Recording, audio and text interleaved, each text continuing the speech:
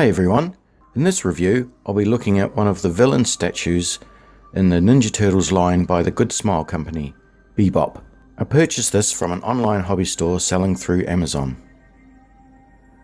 This statue runs for around $180, being a Japanese import, on sites like Amazon and eBay. I would like to take a quick look at the box as it has a high quality feel to it, with a large detailed high-res photo of the statue on the front. Around the sides there are photos of the statue in various positions.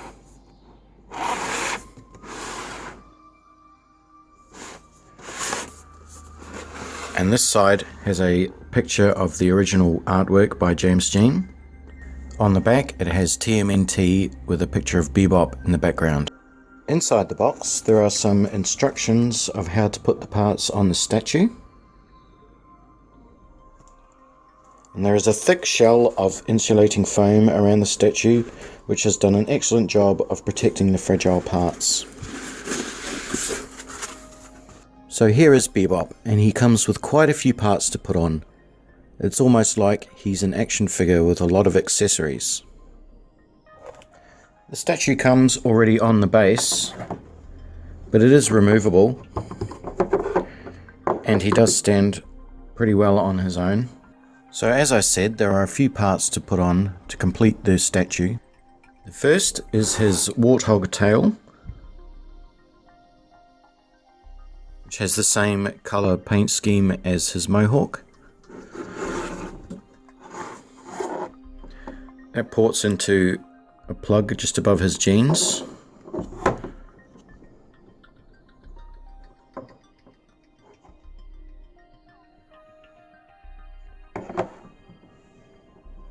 Next we have his belt and sheath for his knife. And the sheath itself has great sculpting, and the belt can be threaded through it. It has nice weathering and looks like real leather. The belt is made out of a real chain with two large loops at the front. So the sheath ports into this plug here, and then the belt goes around the waist,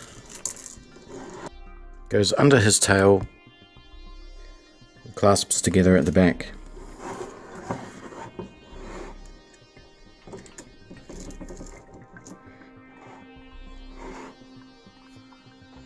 His weapon looks like it's been put together from spare parts using tape and band-aids.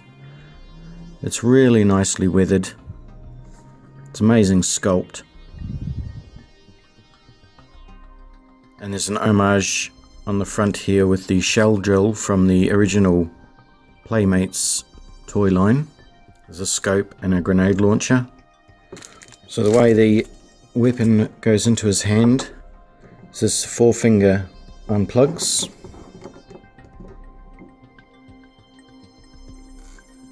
Then you have to shimmy the handle down in there.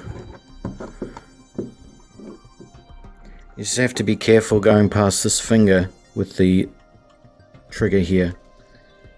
It can get quite tricky to get it in there.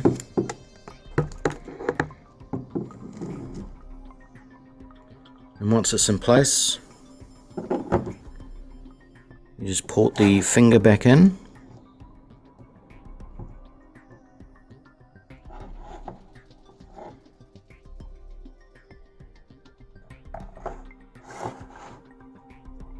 His rather large Bowie knife has an excellent sculpt with a very fine blade, and it is painted and weathered nicely.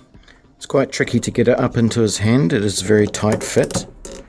Sort of just have to twist and push. But once it's in, it's nice and firm. And then lastly, his visor shades, which are painted in a very high gloss.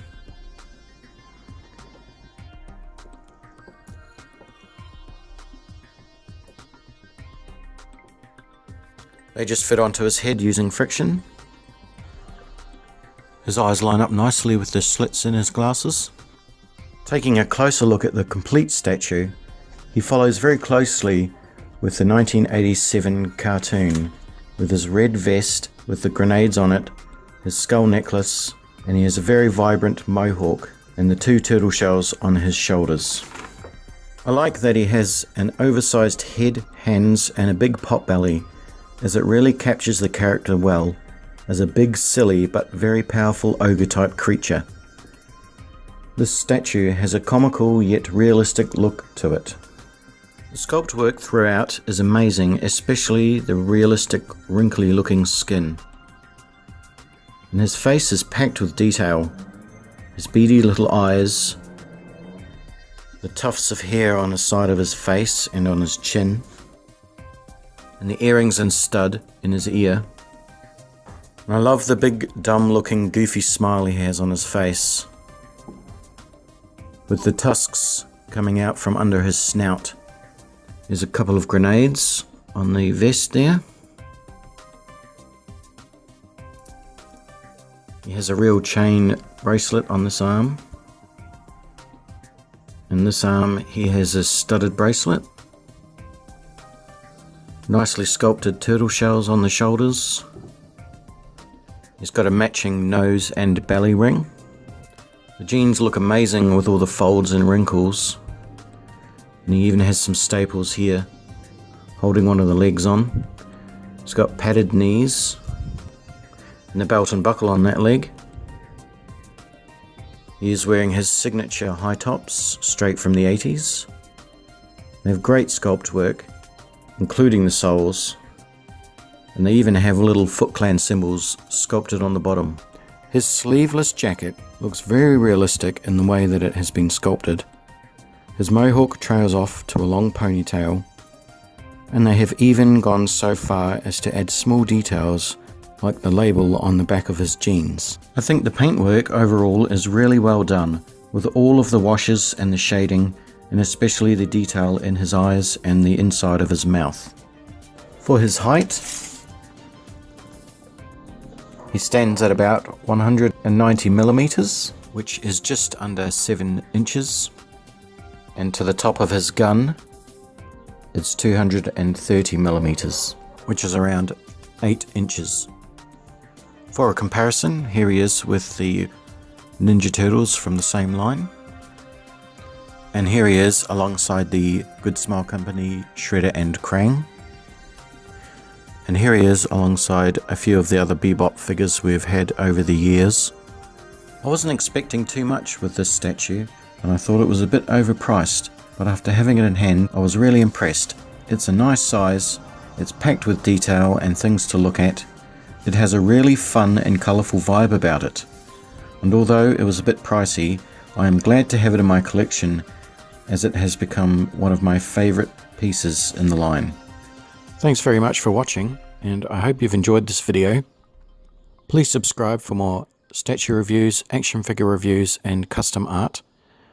And until then, I'll catch you later.